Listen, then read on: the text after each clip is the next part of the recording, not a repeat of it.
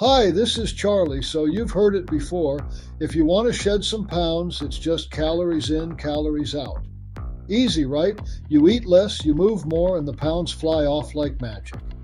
But anyone who's been around the block knows there's a bit more to it. In fact, calories in, calories out is like saying a car just needs gas to run. True, but wait until you see the repair bill. Now let's talk about the mysterious magic of calories. Sure, they're these measurable units of energy. You'll see numbers on the back of every food package, and diet gurus love to cite them like a broken record. The premise, you track your calories, create a deficit, and voila, you're slim as a reed. But have you noticed that your best friend managed to drop 10 pounds just by looking at a kale salad while you've been loyally crunching numbers for weeks with zero budge? How does one explain that? The neglected truth is that our bodies aren't calculators. They're more like temperamental roommates with their own ideas on how things should work. When we eat fewer calories, our bodies think, uh-oh, they're trying to starve us, and promptly slow down our metabolism, becoming masters of efficiency. They'll hang on to every last crumb for dear life. Also, let's not forget the unique talent our body has of finding calories in times of stress. Yes, stress can do that. Trying to stay zen while keeping track of every sip and bite? Good luck with that. There's another catch. Calories aren't as one-size-fits-all as we think.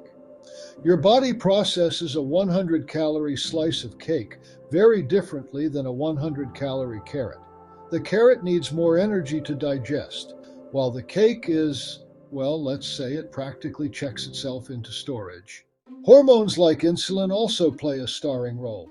They can influence how we store fat and even where we store it, making some of us prone to carrying a little extra fluff around the middle, no matter what we do. These quirks make the calories in, calories out formula about as accurate as using a butter knife to perform surgery. But does that mean we're doomed to fight against nature itself? Not quite. Calories matter, sure, but they're just part of the story. The real win is creating a calorie balance that works with our body's quirks instead of against them. Think of it as making peace with that temperamental roommate rather than trying to change them. By eating whole foods, the less processed, the better, and keeping active with exercises that get you breathing and moving, you naturally support a healthy metabolism.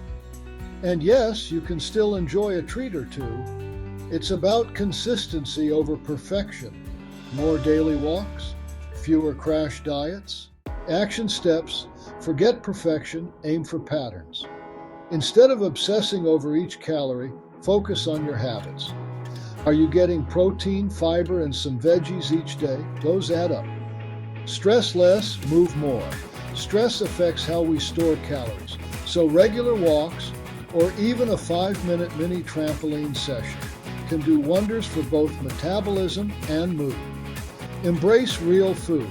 Your body prefers food it recognizes. Opt for real whole foods that naturally take more energy to break down. It's like adding a few hidden workout reps to each meal. Sleep on it. Poor sleep impacts hormones that regulate hunger. Aim for consistent sleep to keep your calorie balance from going rogue. The next time someone casually mentions calories in, calories out, feel free to smile and nod. You're on to the real story now. Thanks for watching, subscribe, and follow.